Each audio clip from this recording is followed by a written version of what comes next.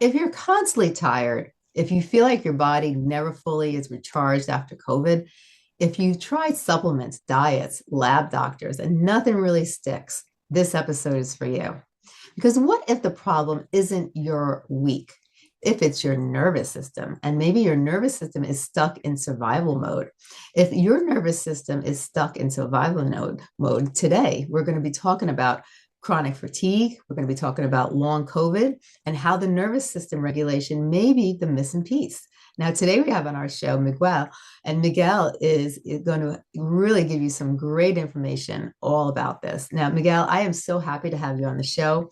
I really want to dive into this because I'm really excited because this is something that so many people struggle with. Can you tell us a little about yourself and, say hello to the listeners? Absolutely. Hey, Stacey. Well, first off, I just want to say thank you so much for having me on. I've listened to your show, and what you're building here is something really special. And I just want to acknowledge you for that because I know what you're doing isn't easy. It takes a lot of time and hard work. But from that, you're creating a massive impact, and you have over 1,000 shows, which is awesome. So I'm very honored to be a part of it. And last thing before I jump in, for everybody listening right now, guys, just do me a huge favor. Go leave a 5-star rating and review on whatever platform you're tuning in from so that Stacy can impact even more people. I already did mine over on Apple Podcasts the other day, so come join me. But yeah, let's dive into things.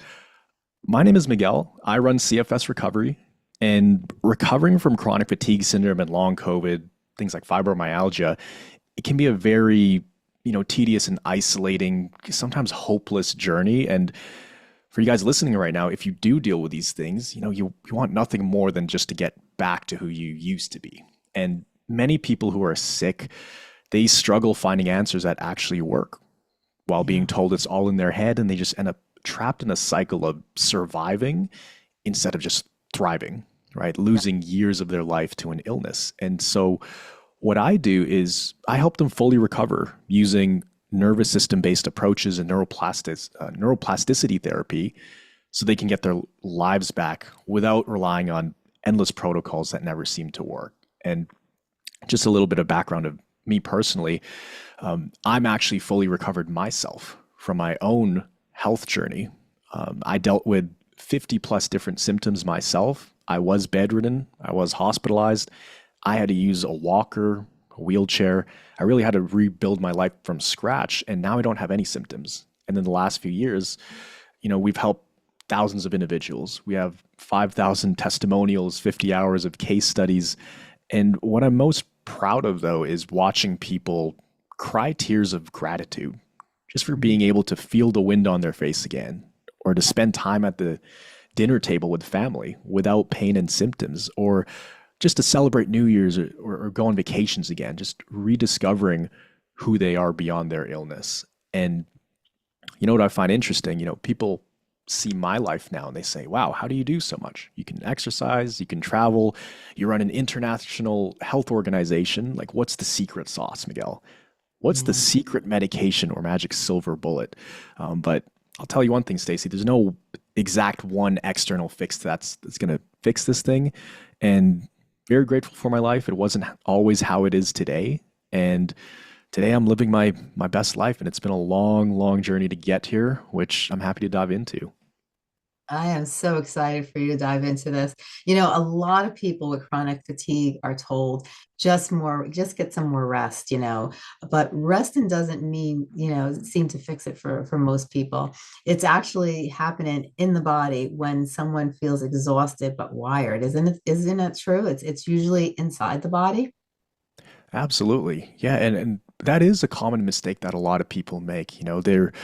They're sitting on the couch all day or lying in bed because they feel like they have zero energy. Like, even turning over in bed or getting up to go to the washroom, that can just zap their energy. And I Yeah. wonder how many people are listening to this right now who have that experience every single day. And ultimately, that really leaves you feeling powerless, feels you really, really desperate and hopeless. And Yeah. you can start thinking that you're crazy, especially when the doctors aren't finding anything on the tests. So you Right. start to feel like you're going crazy for sure.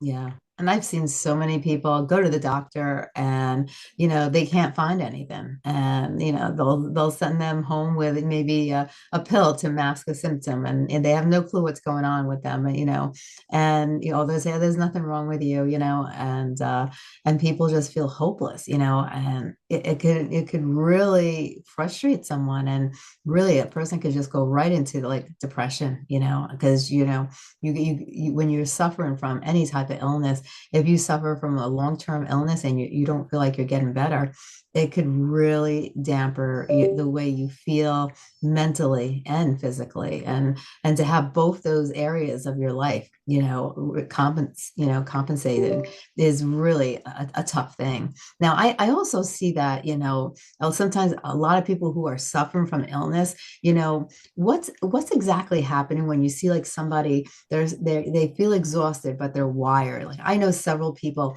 who have, illnesses there, and you could tell their body is not, that they're suffering, but yet they're wired, they're consistently on the go. They're like that little train, that they said you couldn't, and he pulled the whole train set, what Thomas, was it Thomas the Train? I can't remember, but what is actually happening in the body when that happens?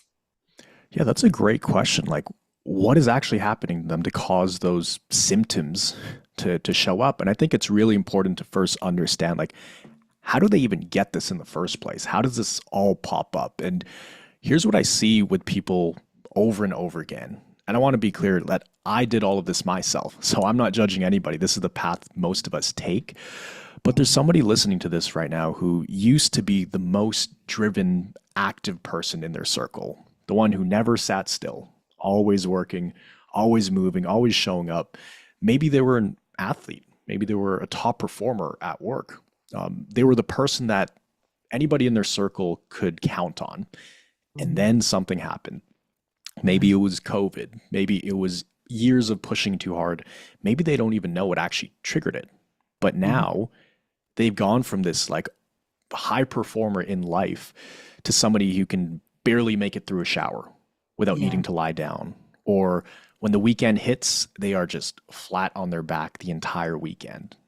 Yeah. And they've seen 10, 20, maybe 30 specialists, and they've spent thousands on supplements and treatments. Every test is coming back, quote unquote, normal. And they're just sitting there thinking, Yeah. if nothing's wrong with me, why do I feel like I'm dying? Like this Right. slow, painful, just decline. And they've also probably stopped making plans because they don't know if their body's going to cooperate. So they've watched birthdays and holidays, and life just happens from the sidelines, and they just start to believe like that's who they are now. And Google Mhm. doesn't help either, because they'll look at it and it says there's quote unquote no recovery from chronic fatigue syndrome, and a lot of long COVID cases as well. But what they don't realize is happening is it's kind of like there's just a software glitch in their brain. The brain is designed to keep us safe. And although it feels like our brain is trying to kill us sometimes, or our body's Right. trying to kill us with the symptoms, it's actually not. It's actually doing the opposite. It's trying to protect people, because what these symptoms are in place for is to protect people from overstimulating their nervous system even more. Because up to Mhm. this point, it's been pushed to its absolute maximum threshold. We all have a maximum limit in our bodies. And once it hits that threshold, your body starts to give you alarm systems, which are like, brain fog, fatigue, anxiety, insomnia, heart palpitations. And Mhm. so when that starts to happen, that's kind of the signal to slow down. But the problem is a lot of high achievers, type A personality folks, they feel these things and they say, well, I'm not weak. I'm not going to give into this. I'm going to go twice as hard. And that Yeah. only exacerbates the symptoms. So then it can start a downward spiral, but essentially that's kind of what's happening. Your brain is trying to slow you down, save you from yourself. But if you don't realize that, because they don't really teach us anywhere, then it can feel like your body's out to get you. Yeah. Oh, I agree. I agree. Now, many people try to push through fatigue. They have, a good day, they overdo it, and then they crash. What does this cycle, why does it keep happening over and over and over again? Yeah, that's a great question. And again, I made all of these same mistakes. And from what I've seen really three things that lead to people staying in that cycle, especially trying to push through it. Well, number Yeah. one, first they chase diagnosis, which that actually needs to happen. That is the responsible thing to do. So they go from specialist to specialist, hoping somebody will finally tell them what's wrong.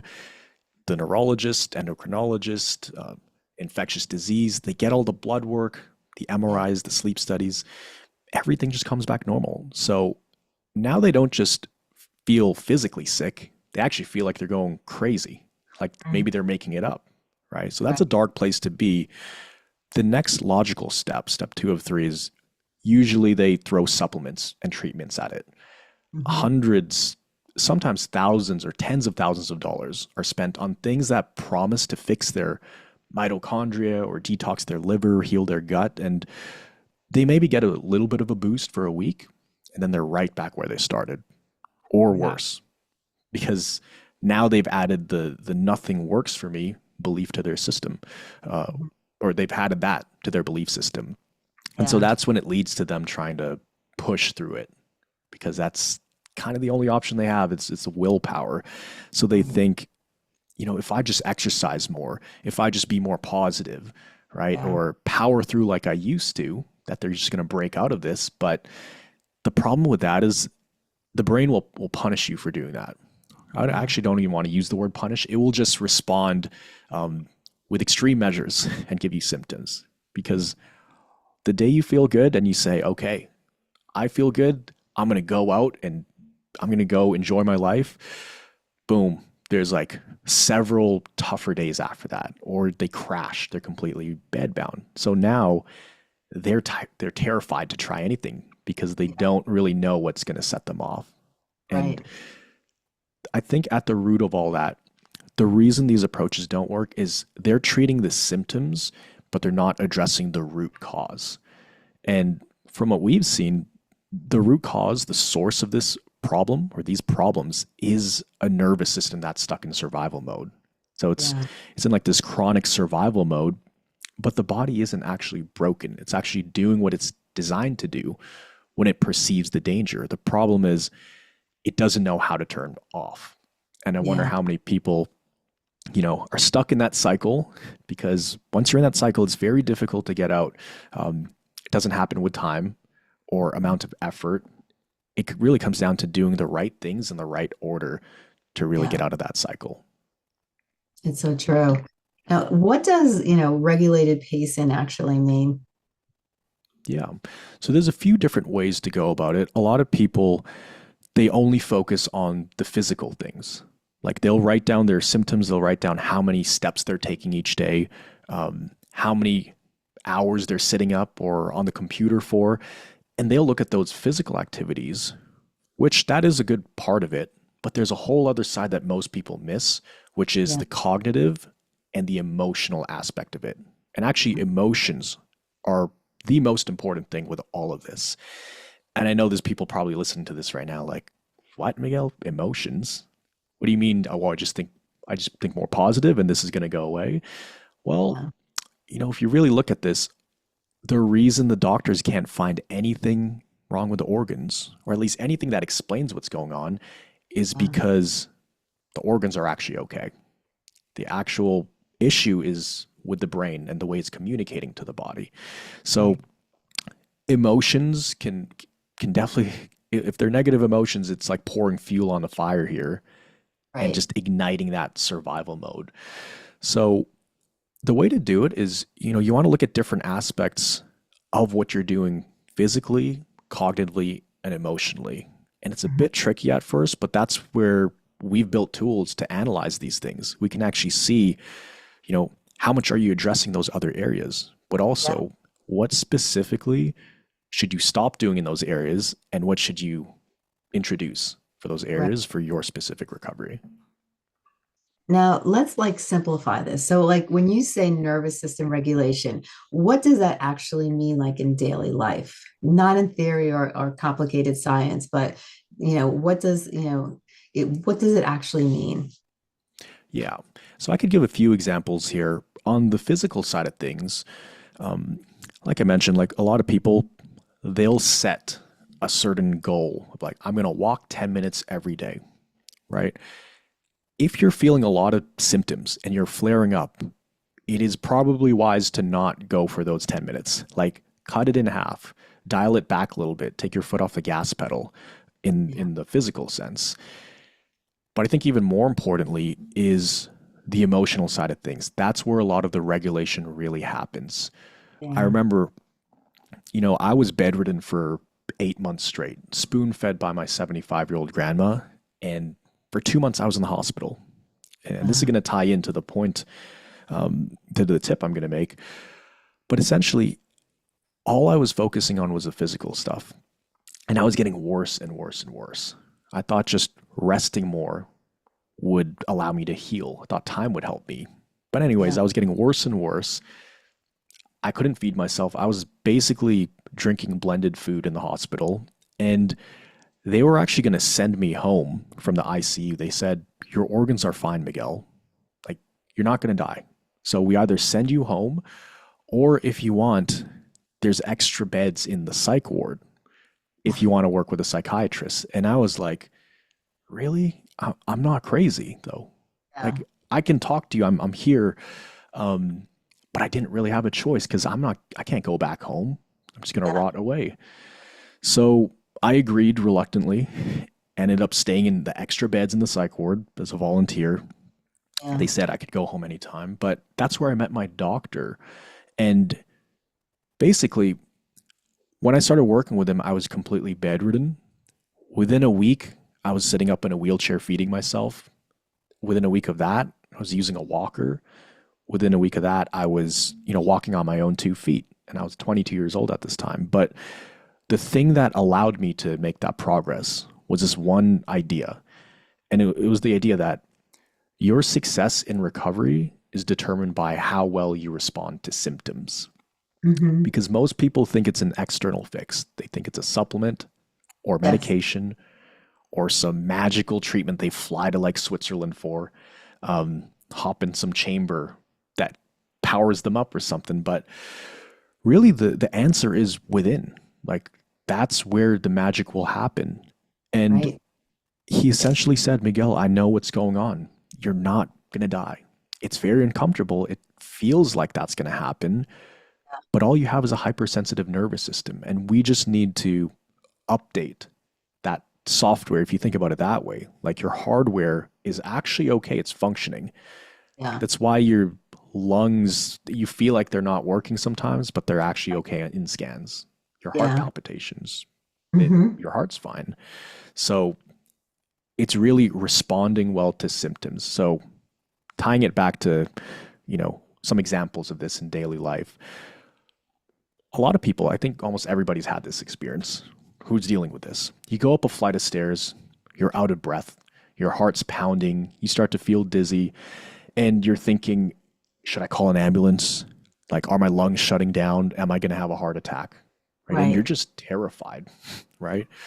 And essentially, what you want to do instead of asking yourself those things and downward spiraling Yeah. is you want to treat the emotions, or you want to combat the emotions with logic. And you want to Right. remind yourself that, hey, this is just a glitch in my brain. It's a hypersensitive nervous system issue. It's going to Yeah. feel uncomfortable, but it's not going to kill me, right? Right. And the better I respond to these symptoms, the faster they're going to go away and the stronger I'm going to get, Yeah. essentially.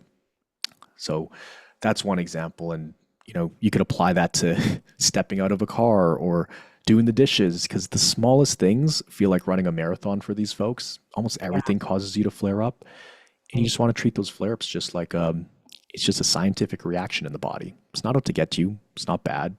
It's not Mhm. trying to hurt you. It's trying to protect you, actually. And that's when everything changes. Wow. So if someone was listening right now in bed, exhausted, discouraged, like what are the three things they can start this week without pushing themselves into another crash? Yeah, that's a great question. And I was in that same position as well.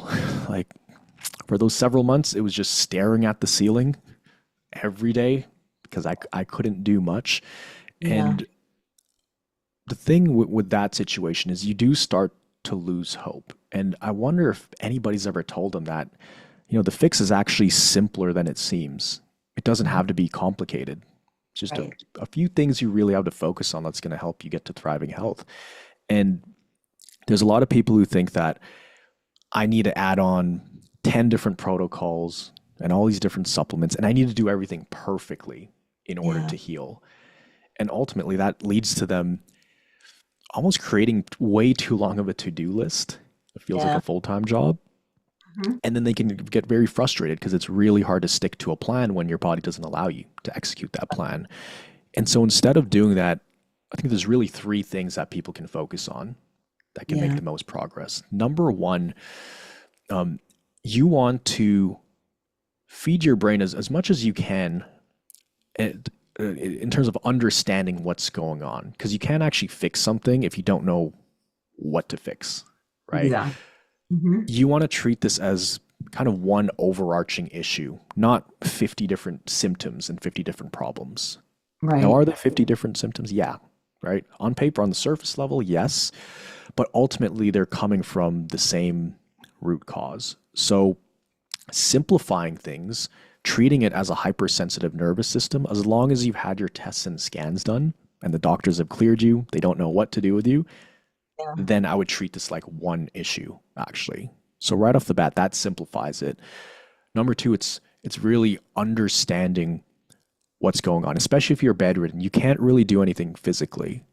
So instead, you have to address like the mindset. Hmm. And the only way to really do that, like the best way to do that, is for it to make logical sense, where it becomes like, okay, recovery is kind of like a formula. It's not just up to luck or willpower or time. Right. Like I actually have control over some of these things. So understanding that your brain is trying to protect you, Mhm. and you could do this by listening to podcasts like this. If you Yeah. can, watch recovery stories, watch certain YouTube channels. Like for us, I have 1,900 videos on my YouTube channel talking about every single symptom you could think of, every roadblock, and just listen to it on repeat, because that Yeah. in itself is like updating the software in your brain to understand this. So it's less Right. scary. Hmm. So that's number two, is understanding it. And number three, I think it's actually obviously not being too hard on yourself, right? Because it's very easy to make some progress, and then the moment something feels off, the moment you start to get symptoms, to kind of just go back to the old mindset of I'm relapsing, I'm back to square one, I Hmm. screwed up, I shouldn't have done that. So if you can be more patient with yourself, and also just this can actually help it's understanding that the symptoms are the opportunity. That kind Yeah. of is the way out. Like that is your window of opportunity to Mhm. teach your brain that you're actually going to be okay. But in Right. order to say that to yourself, you need to believe it and understand it. So Yeah. reframing the way you see symptoms, especially when you're bedridden, that is the most important thing, because we've worked with a lot of people who are bedridden right now. Um, and we can't even work directly with them. We have to work through their family because they can't Right. even talk. Like blindfold, earplugs, blackout curtains, 24/7. But once they get started, those same people, like we've had them in the past, they're skiing within a year. They're going on vacation again. They're working. They're like fully integrated back into the life, and not Yeah. just back to where they were before, but even better than before. That's a 2.0 version of themselves. That's amazing. Now people will always want quick fixes, but the nervous system healing doesn't work like a pill. So, what does gradual consistency, how does that outperform aggressive protocols? Yeah. And when it comes to something like this, that is the trap people fall into. It's like quick fixes, overnight successes, and they want it fast. It's like a very intense approach. The interesting thing is that's probably why they're here in the first place, anyways. It's because that's kind of how they approach life. So for those individuals, they're searching, trying everything frantically to to look for solutions, right? Because they're desperate. And the thing is, they also hop from different solution to solution. So they'll try something, doesn't really work, but they're also giving it like 20% of their energy because they're very limited. It Right. doesn't work after 2 weeks. They hop to something else and Hmm. something else. And it's kind of like when you try to water some plants. It's like you could water 10 plants with one bucket, or you could water three plants, right? Three plants are probably going to grow if you focus on those versus spreading yourself too thin. So it is a mistake I see a lot of people make. But I lost my train of thought. What was the question again? The original So question? I was asking, why does gradual consistency outperform Yes. aggressive protocols? Yes. Gradual consistency. Um, it's kind of like working out, training your nervous system or retraining your nervous system and recalibrating it, going from very debilitated to functional. It's very similar to working out. Now, I used to be a personal trainer, and I think this is why it clicked so well for me and it made perfect sense. And this analogy, it helps like almost everybody we work with because it makes sense. So let's take an analogy, for example. If you were to go to the gym and you wanted to do 100 push-ups, you wouldn't just do that right off the bat. You'd start with Right. 10, and then afterwards you'd probably feel a little bit sore after, Right. right? Then you take a few days off, you take a break, because if you don't take a break and keep doing it back to back, you'll probably get injured. So what Yeah. you do is there's like phase one, you work out. Phase Mhm. two, you get sore, you recover, you give yourself time to adjust. And Right. phase three is you actually get stronger. And Mhm. so the way most people approach recovery is they'll have a decent day, they'll get this small burst of energy, and they'll think like, okay, now is my time to cash in on this energy. I've been Yeah. so patient for the last few weeks. It feels like I just escaped from a prison. So let me enjoy the time, the limited time that I do have, right? Yeah. The problem with that is that's like going to the gym and trying to hit your max without Mhm. warming up, without ever working out. And so Right. people can end up crashing if they go too fast too soon. And that's why Mhm. you want to build it up little by little. We actually call it progress cycles. And Mhm. in recovery, it works very similar. You increase activity, whether that's Right. physical, mental, emotional. And that's something we help people with as well. Like we give them Yeah. personalized plans. But you increase activity, you're probably going to have a flare up, like Mhm. 99% chance. And that's another mistake people make is they try to avoid symptoms at all costs, thinking they're bad, but it's part of the process. It's like Right. trying to get stronger without ever feeling sore. Well, you'll never Mhm. get stronger if you don't get sore. So you increase activity, you have some kind of flare up that's manageable, and then you dial it back, you take it easy, and then as your body recalibrates, it might take a few days, maybe even a couple weeks, but your nervous system will start to normalize. And essentially, you repeat that progress cycle dozens and dozens of times throughout your recovery journey. But just like working out, you don't want to go in there and be a superhero and think you're Superman and try to max out and use all your energy, which is what most people do. That's what I did for years because Mhm. that'll only make you get worse and worse. And so that's the right way to do it. It's gradual over like Yeah. way too intense. I agree 100%. I think we're in a society where everybody wants quick fixes, and it's just nothing that happens quick is ever good. And, it takes time, especially when it comes to recovery. Now, how do you keep hope and alive during slow recovery? Yeah, hope is a big thing here. Like that is I think one of the foundational things to focus on because without that, I mean, it's very difficult to follow through on everything else. And so number one, I think it's actually something people need to stop doing because I wonder how many people on here, like if you're listening to this, you've spent more time Googling your symptoms than actually living your life. Like if Yeah. you've canceled plans at the last minute because you didn't know if your body would cooperate, Right. I want you to know that's not a character flaw. That's not weakness. That's like your nervous system wanting to do Yeah. those things. And so a lot of people, when it's 2 a.m. and they can't sleep and their heart's pounding and they're desperate for answers, they'll go Google their symptoms. Yeah. And we all know Google. Like if I Google a mosquito bite right now, it's going to show somebody's face falling off, right? Which Right. is It's extreme cases. And the problem is when you're feeding your mind those kind of things, like it will be terrifying. You'll see like the worst of the worst. You search up heart palpitations on Google at 2 a.m. when you have heart palpitations. I mean, I don't need Yeah. to tell you to imagine how that's going to go. You know, because you guys have had that before. So it leaves you feeling terrified and frustrated. So, you really want to feed your mind positive things, right? And that's why we have so many recovery interviews on our channel, like 50 plus hours of case studies of people, probably like the worst cases you've ever heard of, couldn't get out of bed for years, like thought their life was over. Doctor said they couldn't recover.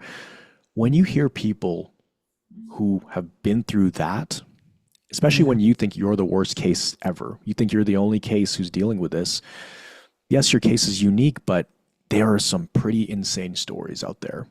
I mean, I just interviewed a lady last week. She's 86 years old. She had symptoms for 50 plus years, and she's getting better at 87. She said this is the happiest she's ever been. So when you see powerful stories like that, when you see people going from bedridden to skiing down mountains with zero symptoms, then it just shows you that, hey, maybe I'm not so different. Maybe there is actually a way out. And maybe there is an approach I can follow. Maybe I can have my life back and one day walk down the beach or go on vacation and just enjoy quality time with my family without worrying if my body's going to keep up. And there is there is a version of you, I want to let you guys know that, that 2.0 version of you who does have all of that. And I know because I've lived it.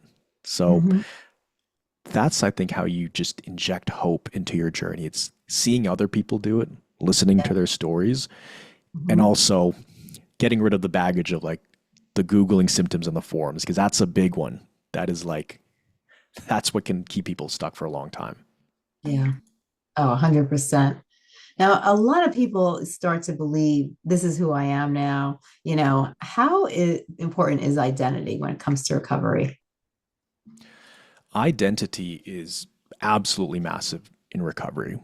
And, having been through this process, having gone from somebody who was a very high achiever, like I was a top performer at work, straight A's, honor roll student. So that's who I identified as like, okay, this guy knows how to live life to the fullest. He gets stuff done. Very proud of all the achievements. When you go from that to being very sick and you can't even feed yourself and get out of bed, like it starts to really feel like a bad dream. And you can experience a lot of dissociation because you're thinking, if I'm not that person, my whole life I was that person, that dude or that girl who got it done. If I can't even feed myself, who am I? So you are kind of like, you go from this high achiever, persona to almost like a blank slate where you're trying to figure out what you even are. And then over time, as you try to do things and it doesn't work, as you get more and more symptoms and more life is stripped away from you, the more you do identify as that sick person, that helpless person, powerless, hopeless many times. And that can become very sticky because that's who you are. I mean, in reality, that's kind of who you are, right? The situation. And so what can really snap you out of that is just reframing the way you see what's going on. Because I think for most people, with all the tests and scans and doctor's appointments and nothing coming back conclusive, you really start to feel like you are actually broken. Like there's something severely wrong with you, and this is not curable. This is not fixable, especially what you read on Google. But the moment you realize this is actually a simpler fix than you thought it was, the moment you realize like, oh, I'm not actually broken. There's just a glitch. It just reframes the entire problem, which then makes solving the problem so much more doable, especially if tens of thousands of people have recovered from the exact same thing you've had. And so that's something we talk about a lot with people. It's like, how do you switch that mentality, that mindset, that identity? And you'll recover in your mind and the way you see yourself before you do physically. That's always what we've seen. Like Yeah. first comes the confidence, then comes the competence. But yeah, it's once you realize that this actually isn't as complex of a fix as you think, it's a Right. lot easier to look at yourself as like, oh, it's just a glitch in the nervous system. I'm actually not broken. This is Yeah. fixable. Then Hmm. you see those glimmers of hope again. Wow. That's amazing. Now, what mindset helps people improve without pressuring themselves? Yeah. Pressure. That's another really great topic. I think naturally the people who get this are the types of people to add on a lot of pressure, especially when the stakes are high. Mhm. For most of the people I've seen with this, 99% of them, it's very rare I see someone without this, but leading up to getting these, developing these symptoms, like I said, they were type A personality, over pusher, a lot of pressure on themselves, not necessarily from other people, but the pressure they put on themselves. And so if they're so used to going through life, go, go, go, and Right. having their mind so driven and focused on something, when you take those things away, well, guess what? That mindset actually translates to recovery. So now Yes. they're like, I need to succeed at recovery. I need to do everything perfectly. I'm going to do everything in my power, including Googling for several hours a day to try to find a solution. Yeah. And any any small thing, like any symptom, any inkling of something not going perfectly right, they're going to be extra hard on themselves. So I think if people realize, like, oh, that's one of those things that got me into the situation in the first place, Yeah. okay, I should probably do less of that, but it's still a habit. So they need to catch themselves when you guys are flaring up and then you're sitting there thinking, I really shouldn't have done that. I screwed up. Man, I suck. I'm horrible at this thing called recovery. I'm actually like a failure.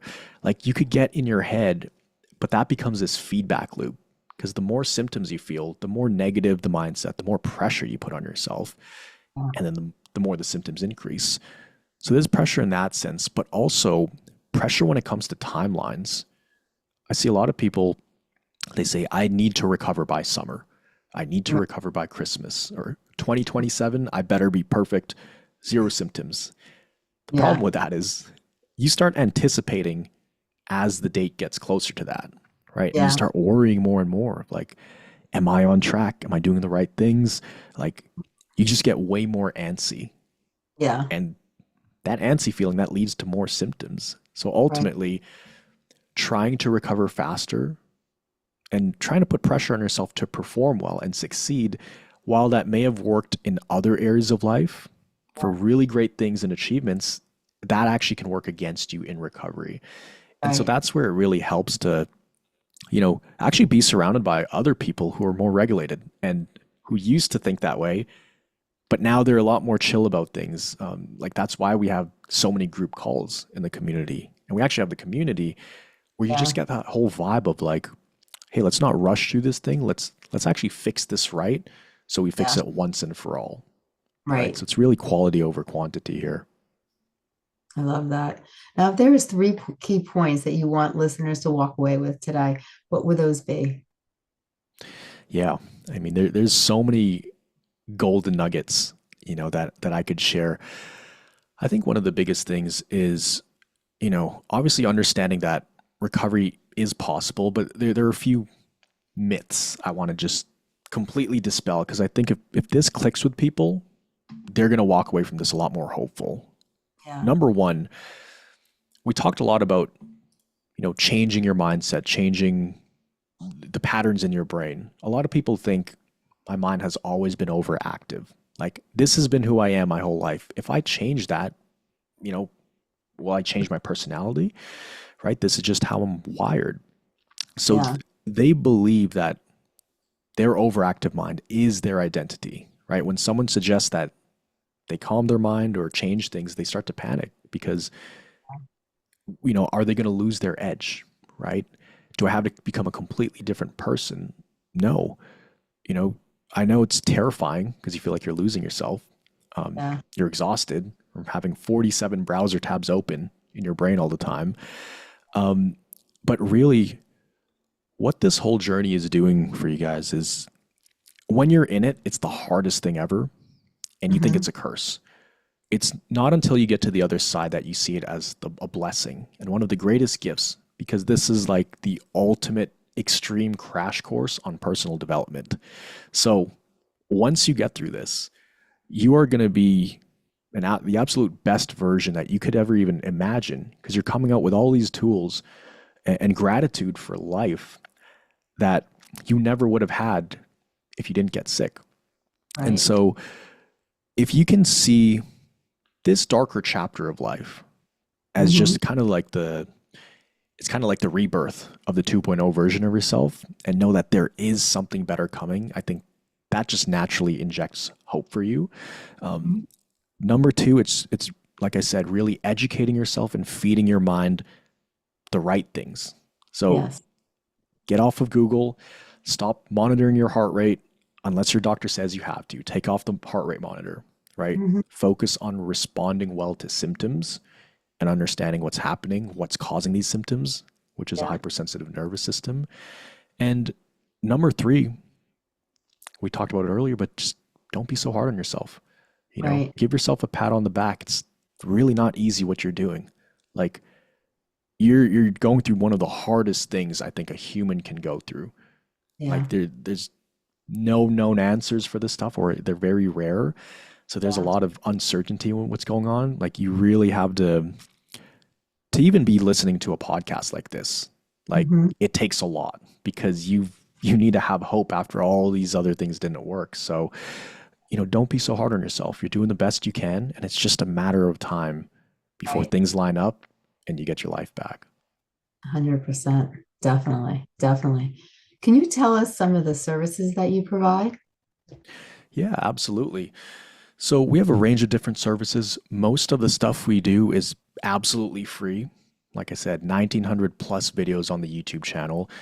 We have different levels of communities we have. Our highest level community, that's where we work directly with somebody one on one, and we'll create a personalized recovery plan based on their diagnostic assessment. So it's something we've created.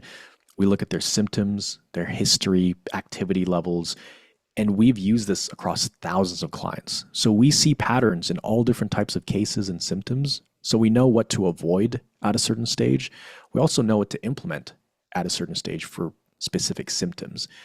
And so when you have that kind of safety net in your back pocket, it just makes a huge difference. It's kind of like having someone there right there with you in the trenches who's actually recovered from Mhm. CFS, and they're there guiding you every step of the way. And really the ultimate goal with people, it's to teach them what's happening, so that way they can take the information and they never need our help in the future, because they never get this again. Right. So a few things we do, but I actually prepared something special for this podcast, Mhm. because Stacey, one thing I love about you is you're constantly showing up for your audience and giving massive value. So that inspired me to do the same. I want to give everybody listening here something I've never offered before, at least publicly. All right, what I'm about to share is something that is only reserved for our highest level premium members, but I wanted to give it to you guys. My clients might actually be upset I'm giving this away, but I wanted to over deliver for your audience. So it's something called the Recovery Roadmap Kit. So first of all, who is this for and who is it not for? Like, this is not for somebody who just wants a magic pill or a quick fix or something to cure them overnight, right? Recovery is a process. It does take work. It's not for someone who isn't willing to look at things differently. So, if you've decided that nothing can help you and that you've tried everything and your situation is somehow different from the thousands of other people who have recovered from this, I can't override that belief. You do have to be open. But who is this for? It's for somebody who's dealing with CFS or long COVID or chronic symptoms, and you feel like you're doing all the right things, following the advice, trying protocols, resting when you're told to rest, but nothing is actually moving the needle, and it Right. has you leaving confused, has you feeling confused and frustrated, second guessing every decision. This is for you. Because what most people don't realize is recovery isn't about doing more, It's about doing the right things at the right stage. And if you Right. don't know what stage you're in, you end up wasting precious energy or making things worse without even knowing it. So here's what you have access to. It's two parts. Part one is called a recovery stage identifier. It's a very short diagnostic that shows you exactly where your nervous system sits on the recovery timeline, what you've been doing hasn't worked, and what you should actually be focusing on right now. So Yeah. for most people, that alone is the biggest relief they've felt in months. No more guessing, no more random trial and error. It just makes things very clear. And lastly, part two is what I'm most excited about, and it's called a personalized recovery report. So Mhm. this is the exact tool we use with our premium clients. It's never been available outside that program, but it's a detailed, personalized analysis based on your responses that maps out the specific patterns keeping your nervous system stuck, right? And it shows you what you need to change, what you need to double down on, and also Mhm. the exact order that it needs to happen. So it's a decision making framework for recovery that you get to keep. So I I've love set up a page specifically for this podcast. It's at www.cfsrecovery.co/advisor. I just please ask that you don't share it around. For you listening right now, this is specifically for you guys listening. So if you're ready to stop guessing and just start recovering, go from surviving to thriving, just head over to cfsrecovery.co/advisor right now. It's right there for you to grab it. I love it. That's awesome. That is awesome. Thank you so much. That is amazing. And for just tell your website once again for everybody so they know where to go. Yeah. So it is www.cfsrecovery.co/advisor. And also on YouTube. If you just search up CFS Recovery on YouTube, we'll pop up there. Got almost a couple thousand videos on there, almost any situation you could think of in recovery. That is awesome. I got to tell you, Miguel, this has been amazing. I think what you're doing is wonderful. I think you're helping so many people. I think so many people struggle every day, and to have to wake up and not feeling like you can't even get out of bed, feeling, depressed because, there are parts of your body that aren't functioning well. After a while, all these different symptoms, COVID, everything, yeah, it really takes a toll on people mentally and physically. And it can, like people, you tend to lose hope after a while, and you don't want that. So you're really giving people a second chance at life. And I really thank you so much for doing what you're doing. You took a crisis that, something serious that happened to you overcame it. And now you're giving back to the community by helping others who have gone through similar situations, and you're helping them get that second chance at life. So I just want to say thank you so much for being on the show, and thank you for just being you. And I really appreciate you and everything you're doing. And for the listeners, chronic fatigue and long COVID are not a character flaw. They are biological signals. And when you understand the nervous system, you stop fighting your body and you start working with it. And if this episode has helped you feel and something that you feel a sense of hope, that you feel seen, or it gave you clarity, make sure that you follow the podcast so you don't miss the conversations like this. We focus on real solutions, not just information. And thank you so much once again, Miguel, for coming on the show and providing them with real solutions. I thank you so much. Yeah. Thank you so much for having me, and for everybody listening. Keep on going. You got this. Your life is on the other side of this waiting for you, and I can't wait to see you guys at the top. I love it. I love it. Thank you so much. You have a great day, Miguel. Thank you.